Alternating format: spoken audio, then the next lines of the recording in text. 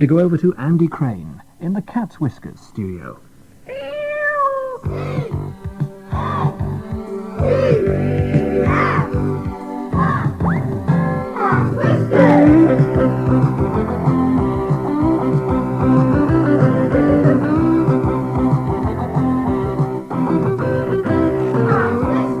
Hi, good evening. Welcome to the programme once again. The electric guitar version of the Cat's Whiskers theme tune.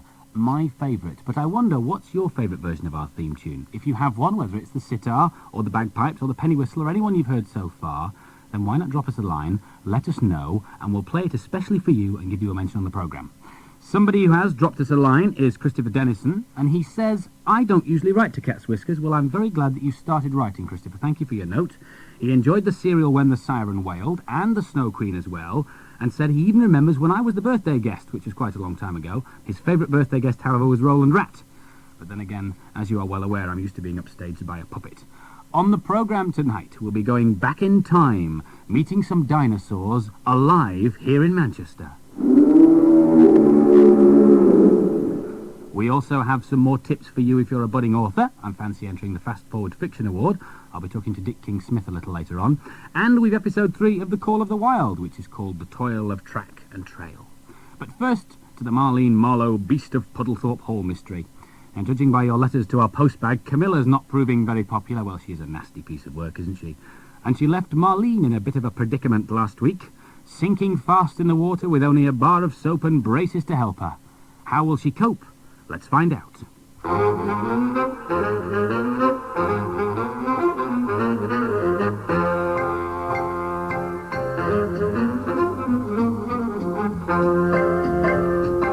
As the icy waters lapped about my ears, I tried desperately to think how I could keep myself afloat, and how I could attract the attention of people on the shore. It seemed an impossible situation. There was only one thing for it. I'd have to write to Jim'll fix it. I reached down, but I didn't seem to have a pen and paper in my baggy burgundy pants. My baggy burgundy pants! Of course! I flung my legs up in the air, then tucked the legs of my baggy burgundy pants into my socks and pulled the waistband tighter and tighter and tighter. Then I loosened it a bit. My baggy burgundy pants filled with air, and I started to float. Next, I reached down into my pocket and squeezed my rubber duck to attract attention. Oh no, it was waterlogged. In fact, it was completely quackered. The sea looked angry. In fact, it was so angry, it was foaming at my mouth. But it wasn't sea suds. It was soap suds. Quickly, I carved a message in my bar of soap with my fingernail. Help! Then I put the bar of soap behind my fantastically fluorescent braces and pulled. I let go. Yow! The braces pinged back in a painful place, but the bar of soap sailed through the air towards the amusement arcade at the end of the pier. Rescue would not be long coming now. I waited for a few seconds. Then I waited for a few thirds. Then I felt something wriggling down the back of my neck. I put out my hand and touched the ridges of a large, fat, slimy worm, which was attached to a hook, which was attached to the collar of my bright blue blazer. Suddenly, I was being whisked through the air on the end of a fishing rod. I was being pulled towards the end of the pier by a fearsome black shape that I knew could be one of only two things. Either it was a giant killer whale, or it was Aunt Maud with a fishing rod. You pudding-headed private detective! For goodness sake, take that lump of seaweed off your head!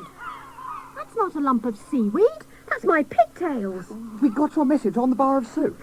While you've been having a nice swim, Marlene, Harold and I have been doing a spot of investigating, haven't we, Harold? I should jolly well say so. And what have you investigated? Bandits. Bandits? Yes, one-armed bandits. In the amusement arcade. Then we investigated the Hall of Mirrors, but your Aunt Maud took one look at them and they all shattered. Well, one thing's for certain. That Camilla de Courcy is a thoroughly nasty piece of work. I should say so. She called me a dithering dolt head of a detective. Okay, so she's an intelligent nasty piece of work. We must get back to the hall immediately and see just what she's up to. Good idea, Auntie. But first, I think some tea and cakes would go down a real treat. We went into Bertie the baker's and sat down to tea. Aunt Maud ate her cakes. 6 Christmas cakes and a Dundee cake. Then she ate my cakes. Harold went to collect his car from the multi-story. Yummy. A very nice tea that was, Marlene. Pity there weren't more cakes, though. Oh, beg pardon. No, Auntie. That was Harold blowing the hooter on his car. We drove through the streets of Puddlethorpe in Harold's 2-seater. Harold in the driver's seat, Aunt Maud in the passenger seat, and me on the roof rack. On every corner there were posters announcing, Whiny plays L. Norman's Night Spot. Tonight. By the time we reached the long sweeping drive that led to Puddlethorpe Hall, it was already getting dark. From my vantage point on the roof rack, I could see all round. On the hill above the woods, I saw it. A pale, luminous shape. A huge, black, feline beast.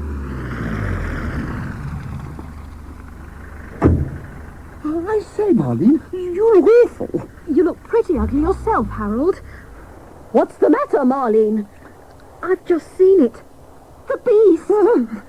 Seen the beast? Oh, let's get inside, quickly.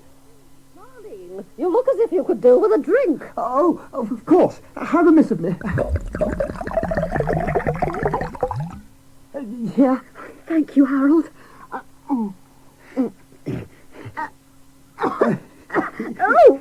It's my special homemade extra dry stinging nettle and dock leaf cordial. A rather cheeky little bouquet, don't you think? I certainly put the bouquet back into my cheeks. If you don't want the rest of it, don't worry. It'll come in handy for cleaning the bath. Are you all right, Auntie? Auntie, I think you have a flat spare tyre. I heard it. The beast. It sounds as if it's coming from the conservatory. Are you ready? This time we'll trap the foul monster. Are you man enough, Harold? I am if you are. Come on, then. But in the conservatory, we found nothing. Just an open door swinging to and fro in the wind. Look, pinned to the door frame. A note. Help. I'm in danger from Camilla's crackpot plans. Signed, Whiny Kimoon. Oh, gosh. The most valuable clue so far. Is it? Of course. Have you any idea how much Whiny Kimoon's autograph fetches on the black market? Oh, well, I suppose we'd better go and rescue her. Well, where is she? At El Norman's, getting ready for her concert, of course. Right. We'll use my motor. We tore down the hill into Puddlethorpe, screeched to a halt outside El Norman's, and charged through the swing door.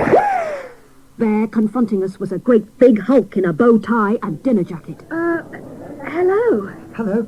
Hello, Who are you? I'm Billy Ball, and I'm the bouncer here. Ah, We've come to see Miss Whiny Kimoon. No one sees Miss Kimone except her agent, Misty Corsi, and her supporting act, Money and the Warthogs. But you must get us in to see Whiny. She's in great danger. You said you horrible ornery new Henry, you? The only person in danger around here are you lot. In danger from a clip out of hero. Now get out before I boot you out.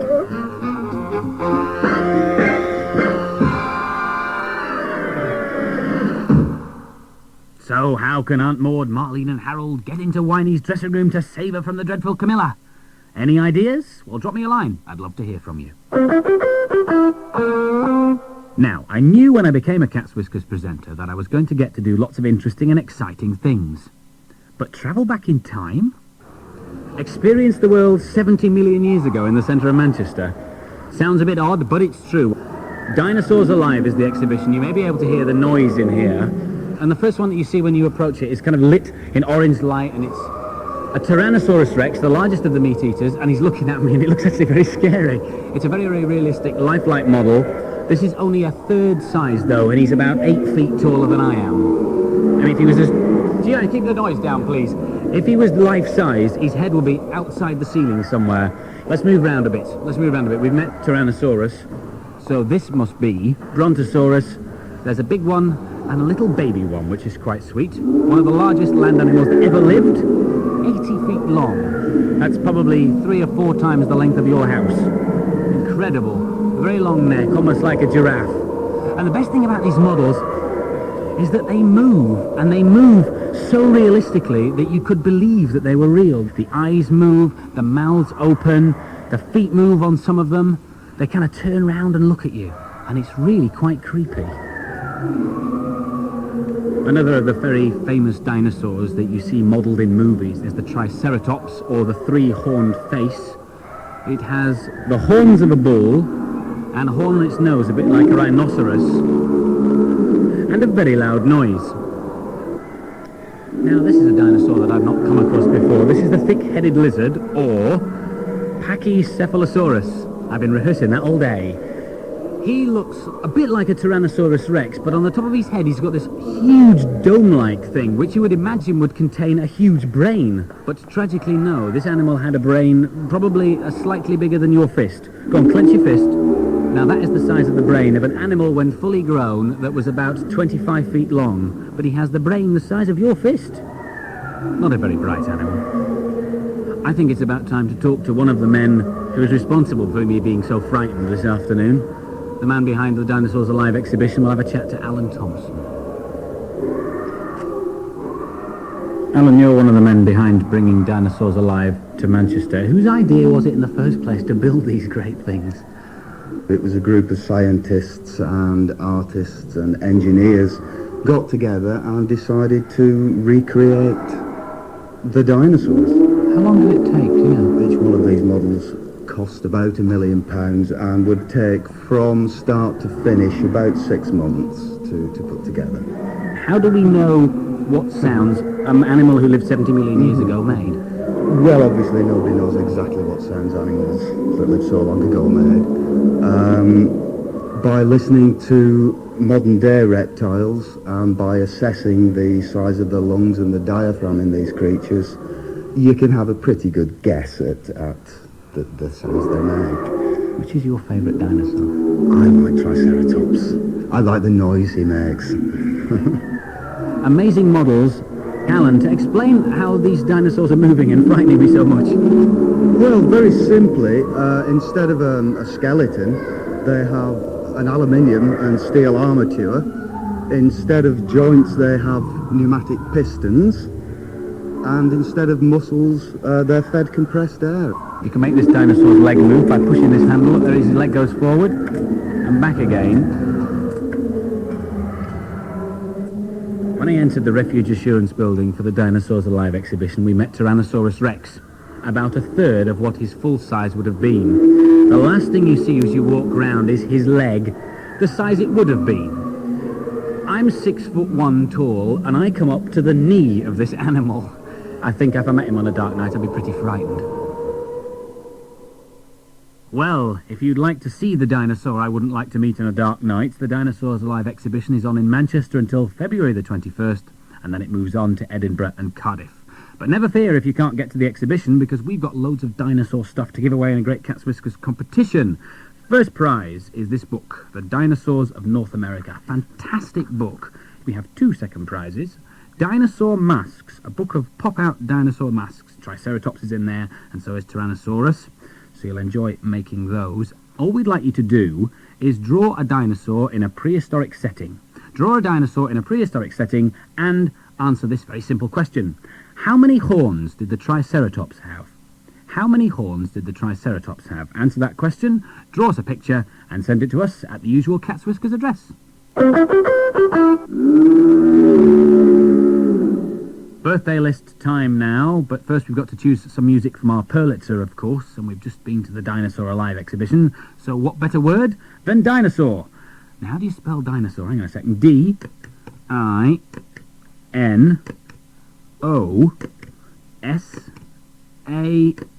Oh, I can never find U. U-R. Right, let's see what music the Purlitzer churns out this week. Open the door, get on the floor. Everybody wants the dinosaur. Cats Whiskers Club members celebrating a birthday this week are Christopher Palmer, Nimir Rashid, Emily Ransford and Michael McCann, Laura Bloomley, Matthew O'Brien, Catherine Willis and Katie Miller. Happy birthday William Norris, Claire Donaldson, Katie Eads and Alistair Closier. Thomas Atkinson is celebrating, so is William Simpson, Helen Darby and Sarah Tooby. Happy birthday to Thomas Dowden, to Joe Such, to Ruth Keane, to Patricia Downing, and also to Francesca Power, Rebecca Nunn, Nicola Horrocks and Eleanor Petch. Philip Gross is celebrating this week, and so is Ben Freund and Louise Lepresti. Dominic Hodgkiss, happy birthday to you. Happy birthday also to Stephanie Holmes, Stephen Lovelace, Katie Holt and Charles Wilton. Peter Rogers, Rosalind Trotman, Samantha Hockenhull and Natasha Martins have a birthday this week, as do Sarah Johnson, Beverly Sullivan, Laura Poulden and Katie Brown. And finally, Sarah Bunn, Nicholas Hopkins, Andrew Crisp, Helen Ingram, Hannah Lee and Hilary Sutton. Happy birthday to all of you. Have a brilliant day. Open the door, get on the floor. Everybody wants the dinosaur. Open the door, get on the floor. Everybody wants the dinosaur. Open the door. Now, to pick the T-shirt winner, we have to push the Purlitzer once again. 1, 4, 8, 1, 0, 9. Whose membership number is that? That is the membership number of Charles Wilton. Happy birthday, Charles, celebrating your birthday on the 25th of January. T-shirt is on its way to you, and you may be interested to know that you share your birthday with the Scottish national poet, Robbie Burns, so perhaps you'll be having a Burns night party on your birthday. Also celebrating a birthday this week are Billy Ocean and Eddie Van Halen, the pop stars, Paul Newman, and the footballer Dennis Law. Now to the results of our birthday quiz. If you remember on our New Year's Eve programme, Paul Nicholas asked you to identify the voices of 6 of our previous birthday guests. The answers were Raymond Briggs, Esther Ranson, Ian Botham, Karen Keating, Philip Schofield and Jason Donovan. The first prize is this book, the Longman Chronicle of the World, which is huge. I'm told it's brilliant, but they won't let me take it out of the box. So if you win it, write in and tell me how good it is, please. And the runners-up prize is 3 autograph books, which have been signed by all the Cats Whiskers presenters, just to get your autograph collection off to a flying start. So, who were the winners? Well, runners-up prizes on the way to Danny Bell, who lives in Gurk in Scotland. Well done to you, Danny. Also to Gareth Williams, who's from Newport in Difford. And there's an autograph book on the way to Kate Venner in Cliftonwood in Bristol. But the big prize, the book, is going to you, Caroline Wood, from Stockton Heath, Warrington in Cheshire. Many, many congratulations. You will really enjoy reading it. And on the subject of competitions, last week we introduced our Fast Forward Fiction Award, giving you the chance to win a trip for yourself and your family to Disney World in Florida, just for writing a story, no less. More tips now if you want to be a budding author from Dick King-Smith, a very well-known author who's written books like The Sheep Pig, Hodgeheg, and more recently George Speaks. Dick, when I was doing essays at school, I was always told by my English teacher to have an essay plan, to have a structure, to have a beginning, a middle and an end. Is that the way you write your stories? Ah, and I wish you hadn't asked me that. You see, the proper way to write stories, I feel sure, is to have your beginning and your middle and your end all ready and your characters all ready and have the whole thing mapped out so you know just where you're going. I don't do that at all, I'm afraid. I get half an idea and I shoot off and have a go and see what happens. And sometimes, of course, I go horribly wrong in the middle and get stuck, but it suits me because it makes me work harder at it. I think if I had it all written down in little clever little bits before I started, it would kill it for me. I much prefer just to blaze off into the blue. Do you think it's easy to write about humour, Dick? Is it easy to write a funny story? I don't really know. I never think of myself as writing funny stories. I'm very pleased when people laugh at them, but I just think of myself as writing stories. I try to put all the sort of things into it that I feel stories ought to have, like excitement and perhaps fear and humour, of course. But the nub of the whole thing is to make it interesting. If it's not interesting, the person who's got the book open is going to shut it. Do you base your characters on people you know, people you've worked with, people you live with at all? Or are they all completely out of your head?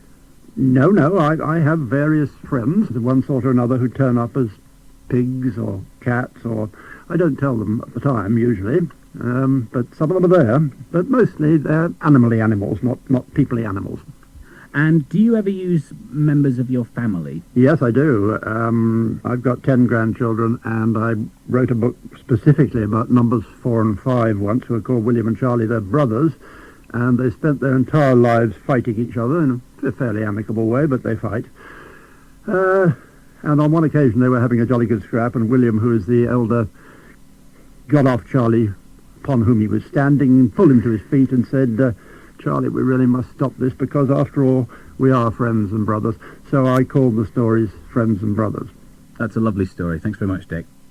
So there you are. You should be ready now to write your own story for the Fast Forward Fiction Award. If you'd like to enter, write to us here at Cat's Whiskers, and we will send you an entry form and full details.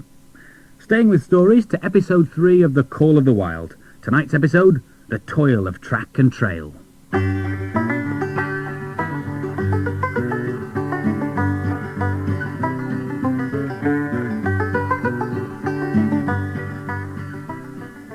With Buck now installed as lead dog, and with the trail well packed and hard, the sled team made excellent time.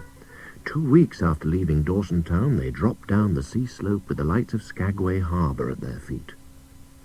But a few days later, Perron and Francois received new orders from the Canadian government and passed out of Buck's life. A Scotsman now took charge of Buck and his mates, and in company with a dozen other dog teams, they started back over the weary trail to Dawson. This was the mail train, carrying letters from sweethearts, wives and families to the thousands of men searching for gold in the Klondike.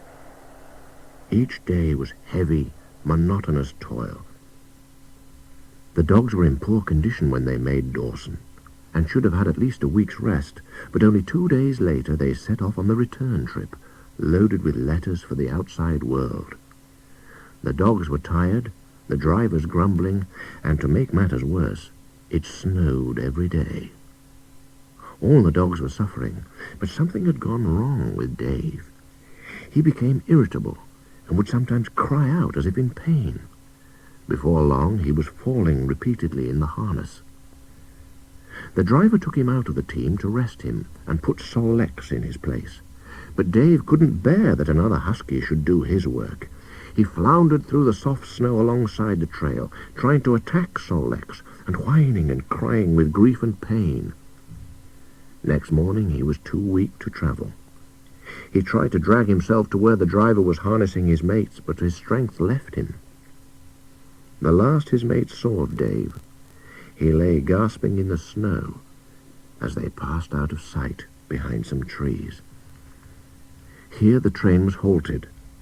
The Scotsman slowly retraced his steps to the camp. A revolver shot rang out. The man came hurriedly back. Whips snapped, and the sleds moved off.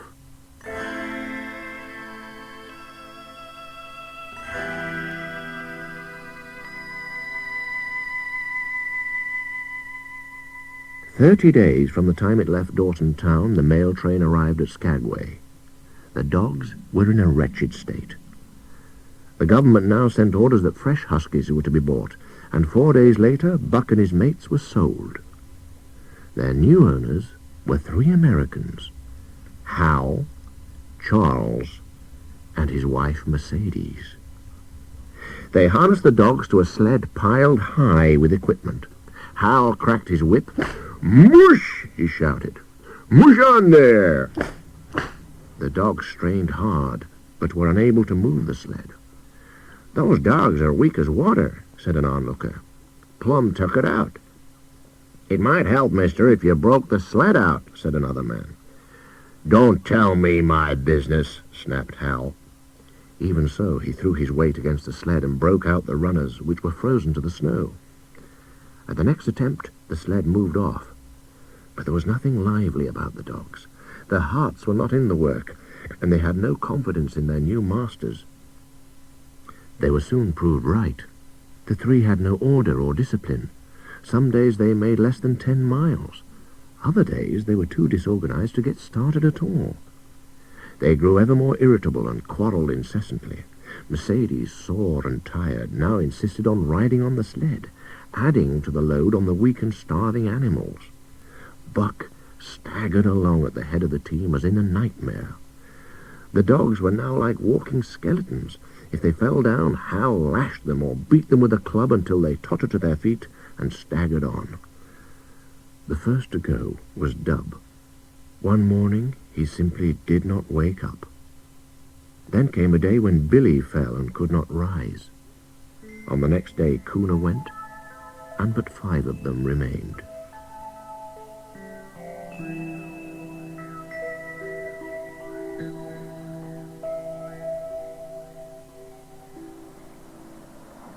It was beautiful spring weather, but neither dogs nor humans were aware of it. A great murmur of awakening life arose from all the land. From every hill slope came the trickle of running water. The Yukon was straining to break loose the ice that bound it down. And amid all this, under the blazing sun and through the soft sighing breezes, the 2 men, the woman, and the dogs staggered into John Thornton's camp at the mouth of White River. Thornton, whittling an axe handle, listened as Hal talked, then gave his advice. I wouldn't risk my carcass on that melting ice for all the gold in Alaska. All the same, we'll go on to Dawson, said Hal as he uncoiled his whip. Get up there, mush on! But the team did not rouse itself. Mush, you idle curs! Yelled Hal. Sol Lex was the first to crawl to his feet. Teak followed.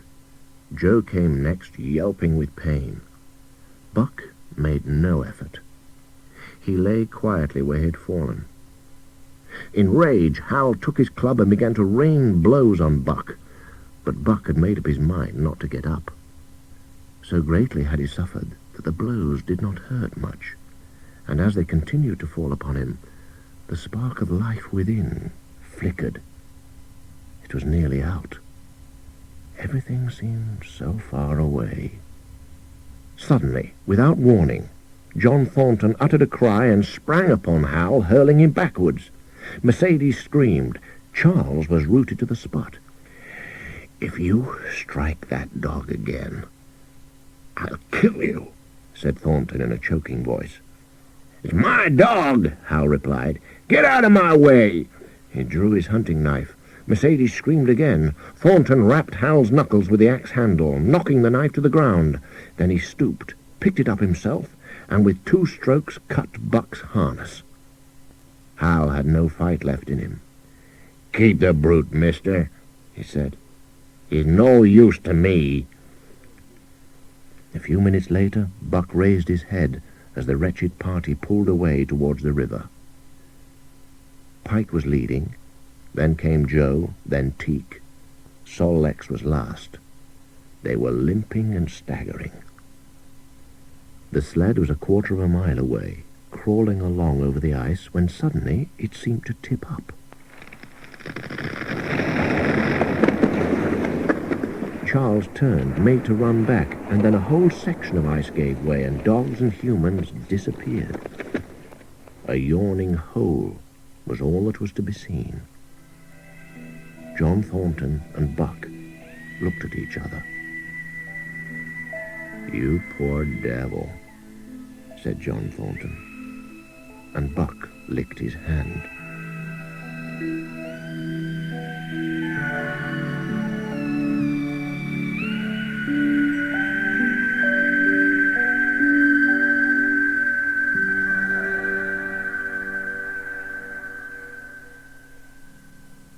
Well, it sounds to me like Buck is going to be better off with John Thornton than he was with Hal. What do you think? Next week's episode is called For the Love of a Friend. Also next week we go backstage behind the scenes of a pantomime, going to see Aladdin, and there's also part 4 of our Marlene Marlowe mystery, The Beast of Puddlethorpe Hall. Until then, take care and have a good week. Bye-bye.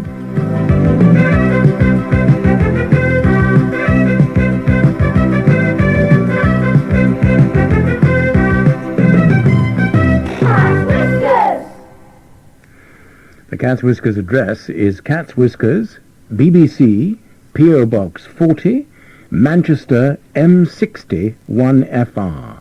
Cat's Whiskers was presented by Andy Crane. Marlene Marlowe and The Beast of Puddlethorpe Hall was written by Roy Apps. The Call of the Wild by Jack London was abridged by Mick Greenway and read by Bob Peck.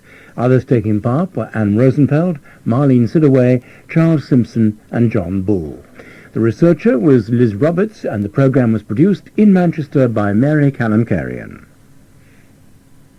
And now here's Nigel Ford with a special edition of Bookshelf from Paris.